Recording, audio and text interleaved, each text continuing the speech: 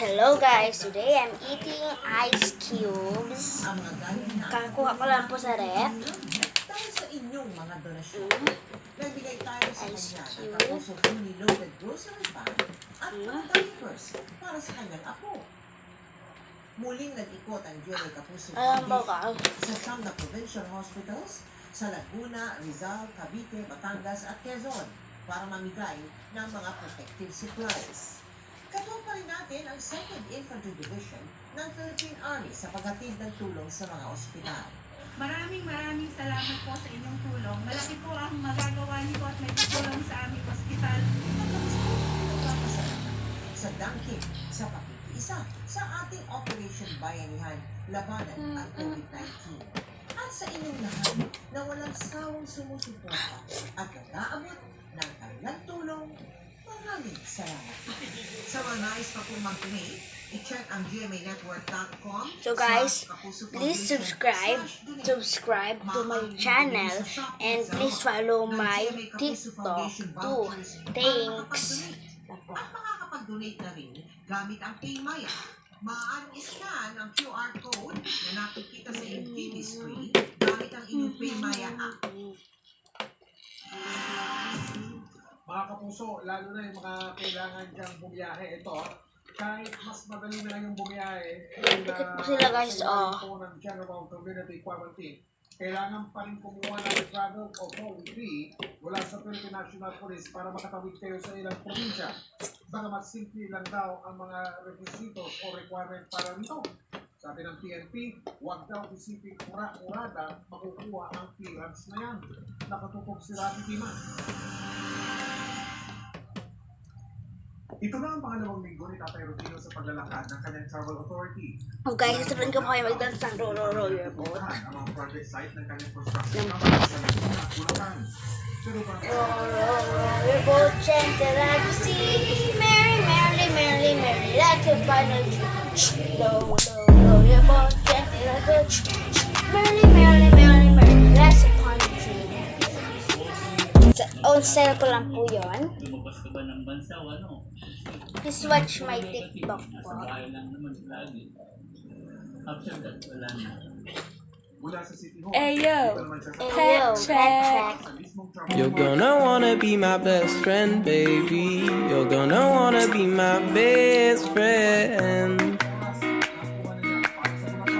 Mula sa City Hall, dala rin ni Tatay Rodrigo ang photocopy ng kanyang mga ID sa kumpanya para patunayang trabaho at essential travel ang kanyang gagawin. Ayon sa IATF, bagamat simple lang ang proseso ng pagkuha ng travel authority at may mga agad na aprubahan, huwag daw asahan na ganito ang mararanasan ng lahat na nag-a-apply. Huwag niyo po asahan na ura-urada, ma-approve ka agad dyan. Kasi po, paamin naman sa help desk ng PNP, ang isang requirement namin bago kami mag-issue ng travel authority is na-informahan namin yung receiving LGU or LGU destination na meron pupunta doon ang kababayan nila and kailangan po namin ng feedback or advice sa kanila kung ito ay wala or ibigay nila or ang namahanap ng travel authority ay mga para sa medical emergency at mga locally stranded individual na uuwi sa probinsya o Metro Manila. May mga hindi naman daw kailangan kumuha ng travel authority kung may importanteng lakad sa loob lang ng probinsya, kabilang na ang Metro Manila. Kapag may family o medical emergency, At po kay Daddy. Sorry po ko na late. At po kay Daddy. Tapos kay lahat. O ibang probinsya. At kapag ikaw ay APOR o authorized person outside the president, Kay Freya din po. Link in the description. Gacha Gamer po yun. pinakamahalaga ko ng Please subscribe to her kasi 6 subscribers lang po siya. So please subscribe sa kanya. LGU Health Office. Tandaan po natin, hindi private Flex physician. si Freya. LGU Health Office Flex ang mag-issue ko. nun. At ito ay dapat ay merong certification or binauction ng barangay na nagkaroon siya ng at least 14 days na home quarantine na wala siyang anumang indikasyon na May butas po siya guys. Paalala ng IATF, kahit sa mga lugar na hindi kailangan ng travel pass tulad ng Metro Manila, hindi raw nangangahulugan na pwede lang mamasyal lang sa 16 na syudad sa Kamaynilaan. Oras na masita ang mga motorista na wala namang essential travel. pwede umunong makasuhan ng paglabag sa Community Quarantine Protocol. Traffic-tima nakatutok 24 oras. Nagbabala ang Pampanga Archdiocese laban sa mga nagbebenta ng holy alcohol bilang proteksyon daw sa COVID-19. Hindi raw ito otorisado ng simbahan. At nakatutok si Oscar Oida. Alcohol, pinag-agawan, pinanabikan. Dahil sa pandemya, wala kang mabilan kahit saan. Mabisa raw kasi pa-contra virus, kaya ayun, ubos. Pero wait, ano ito? Holy alcohol? May mga nag-aalok daw ng ganito, kaya mismo si Archbishop Florentino Lavares ng San Fernando, Pampanga ang napapost sa Facebook para pabulaanan ito.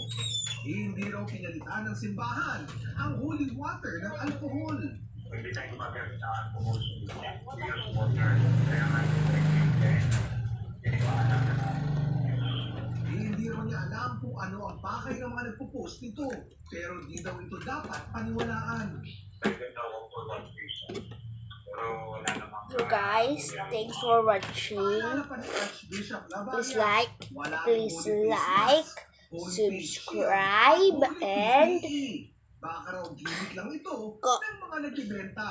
click the bell button para po ma-notify kayo sa aking every upload. Kung ayaw niyo po, okay lang po. Basta po, please subscribe and like ko ng video. Hindi ko po kay Freya's link in the description. Hindi ko po makita yung... Iba sa ano, sa... Hindi ko po malink yung channel ko kasi nakalimutan ko na. Nakalimutan ko na po. Tumigil nga kayo. Agad ko. Bye.